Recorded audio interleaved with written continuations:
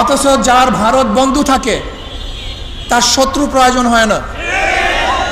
আজকে বাংলাদেশ স্বাধীন, ভারত থেকে স্বাধীন হয়েছে, কিন্তু লেন্দুব দর্জির মতো শেখ হাসিনাকে আর এক মুখ্যমন্ত্রী তৈরি করে ওদের গোলামি বানাবার চক্রান্ত করেছিল। কিন্তু বাংলাদেশের মানুষ সচেতন, তারা জীবন দিতে পারে, রক্ত দিতে পারে, আন্দোলন করতে পারে, না খেয়ে থাকতে পারে, তারা খোলা আকাশের নিচে ঘুমাতে পারে, তাদের সব কিছু উস্কানো করতে পারে। একজন বাংলাদেশকে গোলাম বানাতে পারে নাই। আজকে তারা কি করেছে? ফারাক্কা বাঁধ দিয়েছে।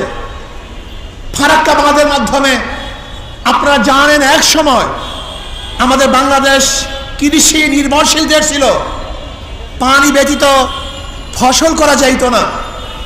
এর জন্য ওরা ফারাক্কা বাঁধ দিয়ে আমাদের দেশকে মরুভূমি করেছে, কিন্তু তারপরে বাংলাদেশের মানুষ ওর কাছে মাথা নত করে নাই। আজও ফারাক্কা বাঁধের সমাধান হয় নাই, আজও তিস্তার সমাধান হয় নাই।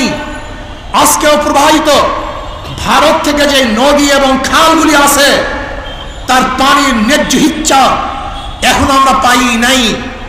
ওদের পানির দরকার নাই, ওরা প্রতি বছর আমাদেরকে পানি দিয়ে মারার চক্রান্ত করে।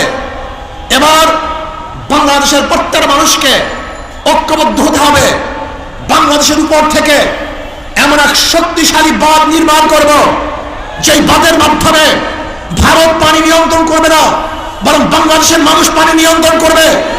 যখন প্রয়োজন হবে আমরা পানি ছেড়ে দেব, যখন প্রয়োজন হবে পানি বন্ধ করে রাখবো।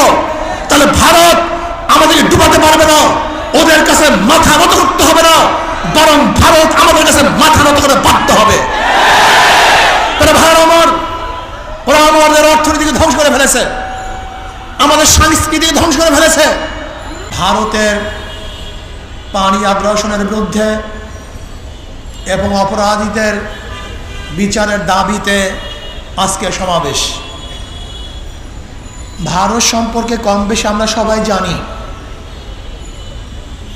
এই ভারত এক সময় ছিল মুসলমানদের কর্তৃত্ব, মুসলমানদের শাসন। দীর্ঘ 750-800 বছর পর্যন্ত এই পাক ভারত উপমহাদেশের শাসক ছিল মুসলমান। কিছু মুনাফিকের মুনাফিকির কারণে 200 বছর ব্রিটিশ শোষণ করেছে, নির্যাতিত হয়েছিল মুসলমান। আবার মুসলমানের আন্দোলনের ভিত্তিতেই এদেশ থেকে ব্রিটিশ পালাতে বাধ্য হয়েছিল। ব্রিটিশ যাওয়ার পরে ভেবেছিলাম এদেশের মানুষ শান্তি পাবে, মুক্তি পাবে, প্রত্যেকের অধিকার ফিরে পাবে, কিন্তু ভারত তা করে নাই। আবার আন্দোলন সংগ্রাম করে পাকিস্তান নামে একটা ভূখণ্ড অর্জন করেছিলাম। ভেবেছিলাম মানুষ শান্তি পাবে, মুক্তি পাবে, অধিকার ফিরে পাবে, কিন্তু পশ্চিম পাকিস্তান আমাদেরকে আমাদের অধিকার না দেওয়ার কারণে আবার তাদের বিরুদ্ধে আন্দোলন সংগ্রাম করে আমরা বাংলাদেশ স্বাধীন করেছিলাম দ্বিতীয়বার। ভেবেছিলাম এবার মুক্তি পাবো, শান্তি পাবো, কিন্তু স্বাধীনতার পর থেকে আজ পর্যন্ত যারা শাসক ছিল তারা এদেশের মানুষের আকাঙ্ক্ষা এবং চাহিদা বাস্তবায়ন করতে পারে নাই, মানুষের অধিকার ফিরিয়ে দিতে পারে নাই।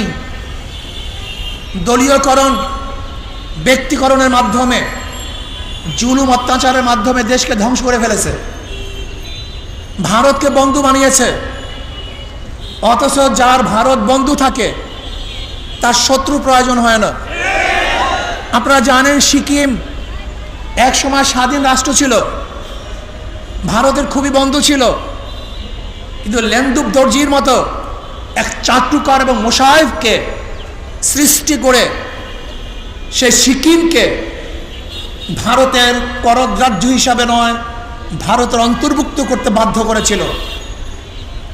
আপনারা জানেন হায়দ্রাবাদ স্বাধীন রাষ্ট্র ছিল, ব্রিটিশ বলেছিল তোমরা স্বাধীন থাকবে, কিন্তু সেই স্বাধীন রাষ্ট্রকে পরাধীন করে ভারতের মধ্যে হায়দ্রাবাদকে নিতে বাধ্য করেছিল।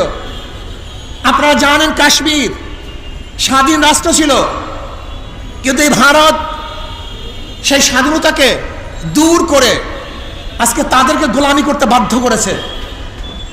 আজকে বাংলাদেশ স্বাধীন, ভারত থেকে স্বাধীন হয়েছে, কিন্তু লেন্দুক দর্জির মতো শেখ হাসিনাকে আর এক মুখ্যমন্ত্রী তৈরি করে ওদের গোলামি বানাবার চক্রান্ত করেছিল। কিন্তু বাংলাদেশের মানুষ সচেতন, তারা জীবন দিতে পারে, রক্ত দিতে পারে, আন্দোলন করতে পারে, না খেয়ে থাকতে পারে, তারা খোলা আকাশের নিচে ঘুমাতে পারে, তাদের সব কিছু উৎসর্গ করতে পারে। একজন বাংলাদেশকে গোলাম বানাতে পারে নাই। আজকে তারা কি করেছে? ফারাক্কা বাঁধ দিয়েছে। ফারাক্কা বাঁধের মাধ্যমে আপনারা জানেন এক সময় আমাদের বাংলাদেশ কৃষি নির্ভরশীল দেশ ছিল, পানি ব্যতীত ফসল করা যাইত না। এর জন্য ওরা ফারাক্কা বাঁধ দিয়ে আমাদের দেশকে মরুভূমি করেছে, কিন্তু তারপরে বাংলাদেশের মানুষ ওর কাছে মাথা নত করে নাই। আজও ফারাক্কা বাঁধের সমাধান হয় নাই, আজও তিস্তার সমাধান হয় নাই। আজকেও প্রবাহিত ভারত থেকে যে নদী এবং খালগুলি আছে তার পানির ন্যায্য ইচ্ছা এখন আমরা পাই নাই। ওদের পানির দরকার নাই, ওরা প্রতি বছর আমাদেরকে পানি দিয়ে মারার চক্রান্ত করে। এবার বাংলাদেশের প্রত্যেক মানুষকে ঐক্যবদ্ধ হতে হবে। বাংলাদেশের উপর থেকে এমন এক শক্তিশালী বাঁধ নির্মাণ করব, যেই বাঁধের মাধ্যমে ভারত পানি নিয়ন্ত্রণ করবে না, বরং বাংলাদেশের মানুষ পানি নিয়ন্ত্রণ করবে। যখন প্রয়োজন হবে আমরা পানি ছেড়ে দেব, যখন প্রয়োজন হবে পানি বদ্ধ করে রাখবো। তাহলে ভারত আমাদেরকে ডুবাতে পারবে না, ওদের কাছে মাথা নত করতে হবে না, বরং ভারত আমাদের কাছে মাথা নত করে বাধ্য হবে।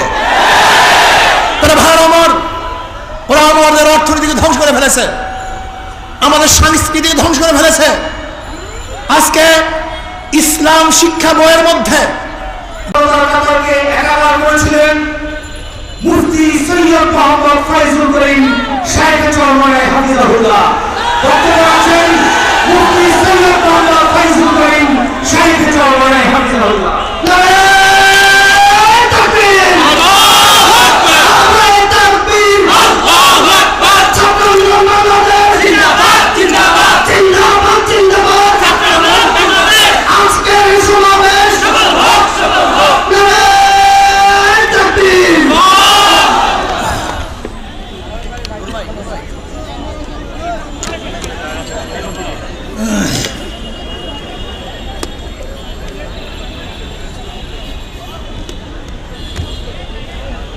আসসালামু আলাইকুম ওয়া রাহমাতুল্লাহি ওয়া বারাকাতুহু। নাহমাদু ওয়া নুসাল্লি আলা রাসূলিল কারীম, আম্মা বাদ। ফাআউযু বিল্লাহি মিনাশ শাইতানির রাজীম।